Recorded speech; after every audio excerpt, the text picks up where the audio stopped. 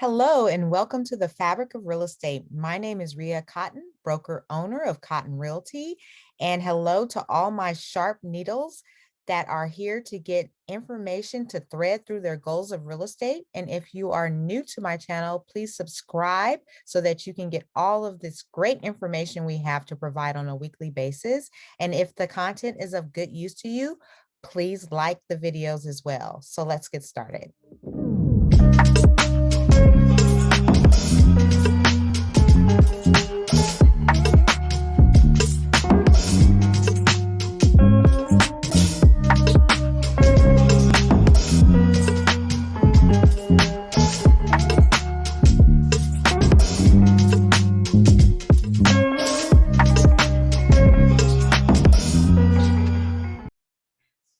Welcome to the Fabric of Real Estate. We have with us today Nick Sowers. How are you doing, Nick? I'm doing great. Thanks, Ria. Thanks for having me on.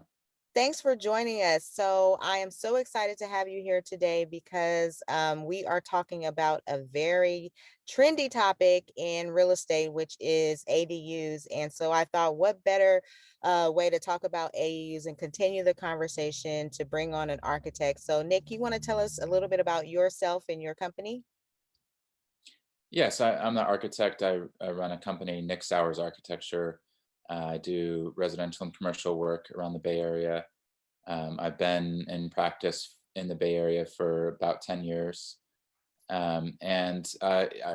One of my interests is reusing structures and doing infill development in cities, creating places that are dense, but also wonderful places to live.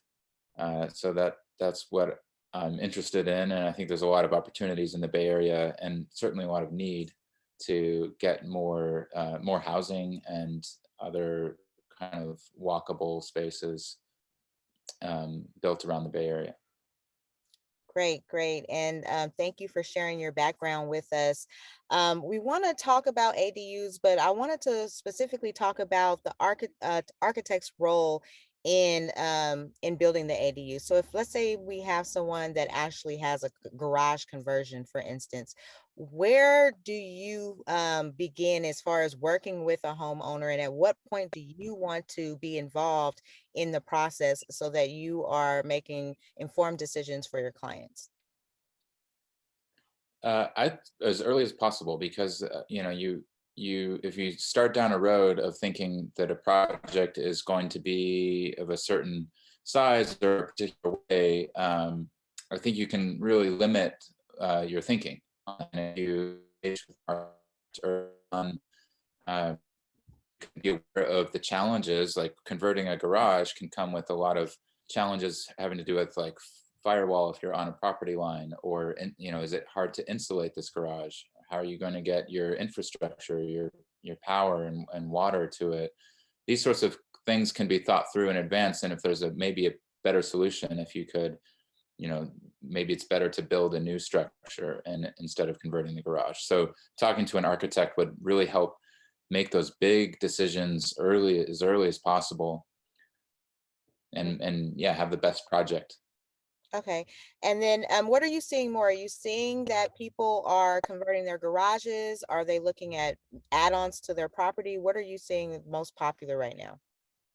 In the Bay Area, and I think all throughout California, when the new law was signed into effect, came into effect on January 1st of 2020, allowing, requiring municipalities to let homeowners convert their garage and not have to make up the parking spaces, that's created a huge opportunity for people who long driveway that they park their car on that wouldn't necessarily be legal, but otherwise, but they can use the garage then as a legal conversion.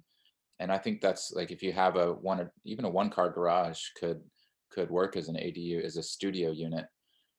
So I've definitely seen a number of those.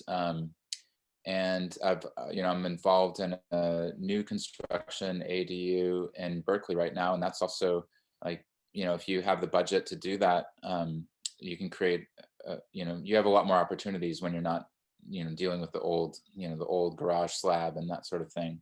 Right. But you do have to be aware of other requirements when you go new. The new energy code requires solar panels, Mm, which is great, but it's just a cost if you're not prepared to, build a new structure that's fully up to code. A garage conversion might be actually potentially more affordable if it has good bones, as they say.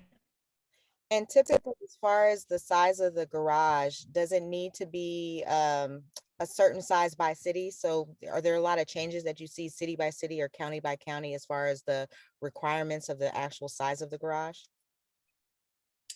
It you really the you won't be too limited. You can make a very small ADU.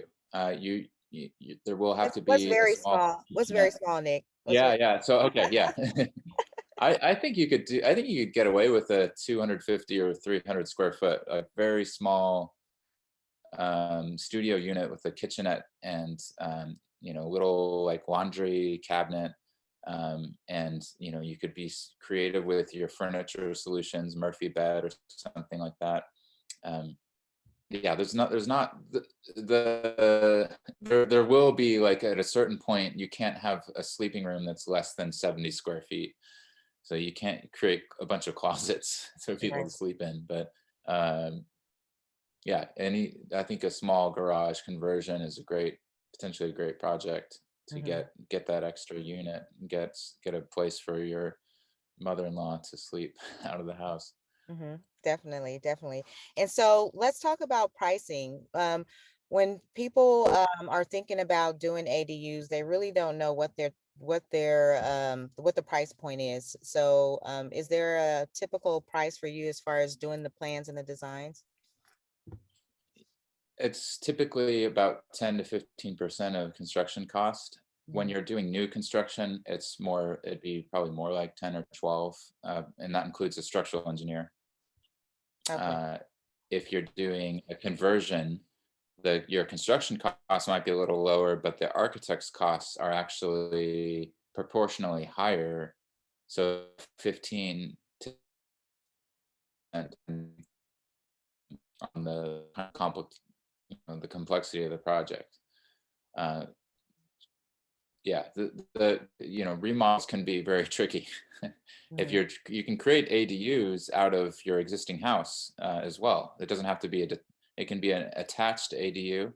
Mhm. So there aren't really that many basements in the Bay Area, but if you have like a low space or something, as long as it meets a minimum head clearance, you can convert that to an ADU. But then you're doing work on your house, which an architect has to really think about, and an engineer has to think about.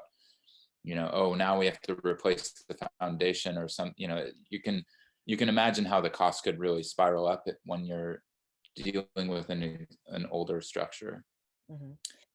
And as far as the engineers are, do you have engineers that you work with regularly, or are they usually tied in with the contractor? How is a homeowner developing their relationship with the engineer?